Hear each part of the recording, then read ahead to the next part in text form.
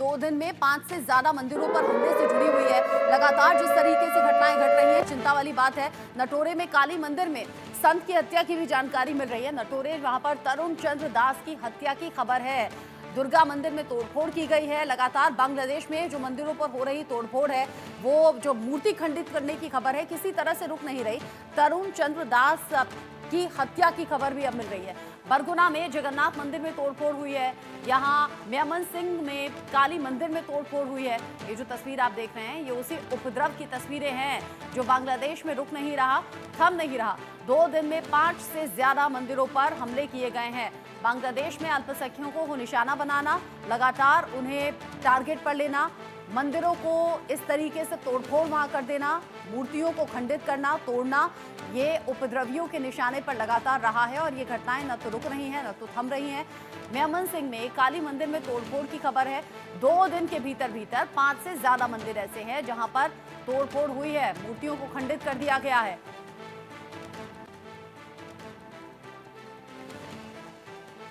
दो दिन के भीतर 5 मंदिरों में तोड़फोड़। जब भारत की तरफ से विदेश सचिव पहुंचे थे दौरे पर, तो लग रहा था कि शायद हालात सुधरेंगे या फिर किसी तरीके का यहां सुधार देखने को मिलेगा, लेकिन किसी तरह का सुधार अब तक देखने को मिला नहीं है। इस पर बात मैं करूंगी। संजीव श्रीवास्तव मेरे साथ में जुड़ गए हैं, विदेश मामलों के जानकार हैं।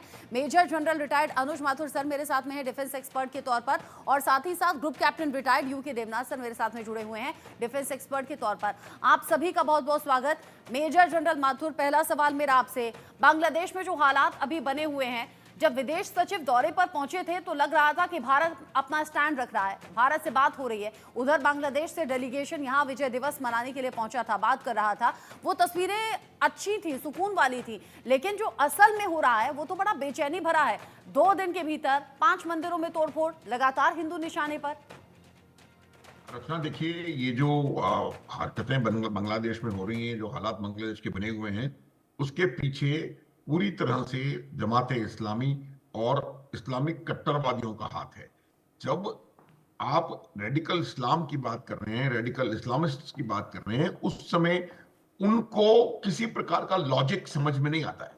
वो इस बात को भूल रहे हैं कि कहाँ क्या उनका देश है, क्या उनके देश की भौगोलिक स्थिति है, और किस प्रकार से अगर उनको आगे तरक्की प्रगति करनी है तो किस प्रकार से उनकी प्रगति होगी। रचना, सबसे बड़ी बात यह है कि आज की तारीख में बांग्लादेश आर्थिक रूप से गर्त में जाता जा रहा है। उसकी अर्थव्यवस्था, मुझे लग रहा है कि कहीं ना कहीं पाकिस्तान से भी नीचे गिरने वाली है, अगर नहीं ऑलरेडी नहीं हो गई है। तो उसकी वजह से बिल्कुल साफ है कि जो सरकार है, वो सरकार इस किसी भी प्रकार के ऐसे असामाजिक एक्टिविटी को रोकने में पूरी तरह से नाकाम रही है, या मैं यूं कहूं कि वो रोकना नहीं चाहते, क्योंकि वो अभी पूरी तरह से रेडिकल इस्लामिस्ट के वश में है। तो ये बात हमें समझने की है कि आप वहां पर जो हरकतें हो रही हैं उसको इस नजरिए से देखें, ये हरकतें करवा कौन रहा है। मैं इतना बता सकता हूं आपको कि जैसे मालदीव में कुछ दिन पहले आपने देखा था, उन्होंने भी कुछ सिर उठाने का प्रयास किया और कुछ दिनों बाद चले आए भारतवर्ष में। तो मुझे लगता है कि ये इस्लामिक इनको रेडिकल्स को रोकने की आवश्यकता है। भारत को कड़ा रुख अपनाना पड़ेगा। कड़ा रुख अपनाने के लिए मैं बता रहा हूं, उसके लिए जरूरी नहीं है मिलिट्री इंटरवेंशन। मिलिट्री इंटरवेंशन अलग अलग चीज होती है। कड़ा रुख अपनाने के लिए उनके ऊपर कूटनीतिक दबाव डाला जाए, उनके ऊपर आर्थिक रूप से सैंक्शंस तो मैं नहीं कहूंगा, लेकिन उनके ऊपर दबाव डालने की आवश्यकता है, ताकि वो इस प्रकार की हरकतों के खिलाफ एक्शन नहीं। उनकी सेना कोई काम नहीं कर रही, उनकी पुलिस कोई काम नहीं कर रही। इनफैक्ट कभी कभी तो ऐसा लगता है कि सेना और पुलिस उन आतंकवादियों के साथ, उन दहशतगर्दों के साथ मिली हुई है। एकदम ठीक आपने कहा, और अगर इनकी शय नहीं होती तो बांग्लादेश में ये हालात होते नहीं। आप यूके देवनाथ सर, जो हालात अभी के बने हुए हैं, बांग्लादेश तो ये बेहतर तरीके से जानता है कि उसकी आज़ादी में हिंदुस्तान का क्या रोल रहा और हिंदुस्तानी सेना ने कैसे मोर्चा संभालते हुए बांग्लादेश को आज़ादी दिलाई। अब उसी सेना से कैसे पंगा ले सकता है, उसी भारत से कैसे पंगा ले सकता है बांग्लादेश, और क्या ये सिर्फ और सिर्फ पाकिस्तान और चीन की तरफ पुश करने की वजह से है? जी हाँ रचना जी, मैं आपको थोड़ा पृष्ठभूमि बताता हूँ। बांग्लादेश में 2 तरह के बांग्लादेशी होते हैं मूलतः। एक वो बांग्लादेशी हैं जिनके जो कि सदियों से वहां रहते आए हैं, जिनके नाना दादा दादी परदादा वो बांग्लादेश में ही थे, ये जो बांग्लादेशी होते हैं ये एकदम थोड़ा हिंदुओं के साथ इनका कोई बैर नहीं होता है, खास तौर पर कोई। दूसरे तरह के जो बांग्लादेशी हैं बांग्लादेश में, वो ऐसे बांग्लादेशी हैं जो कि भारत से बिहार से खास तौर से पार्टीशन के समय में बांग्लादेश चले गए थे, बहुत बड़ी तादाद में गए। तो होता यह है कि बांग्लादेश में कि जो ओरिजिनल ऐसे बांग्लादेशी जिनके कि दादा दादी नाना नानी पुरखों से बंगाली बोलते आए हैं, वो तो रिलीजियस कट्टरपंथी का रास्ता नहीं अख्तियार करते।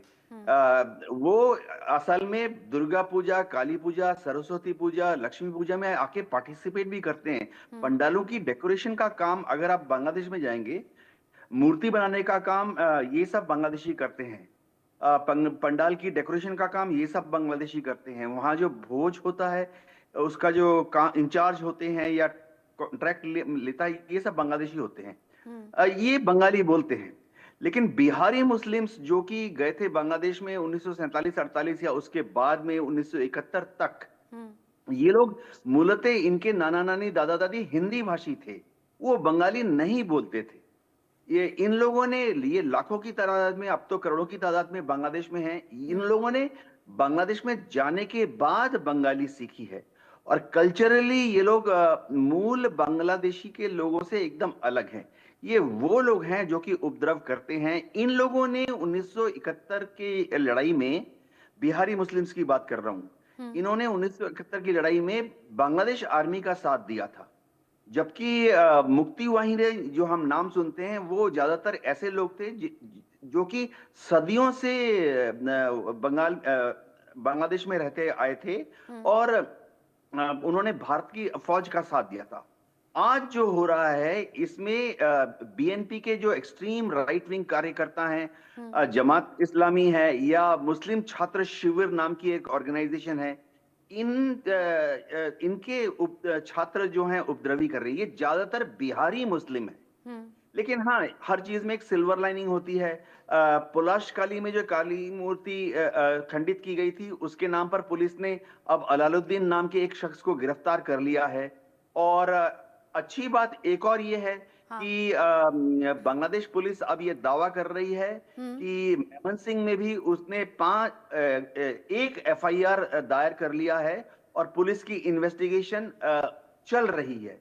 हालांकि तो कई बातें ऐसी दावा की जा रही हैं, दावा कुछ और नजर आता है, असलियत कुछ और नजर आती है। आप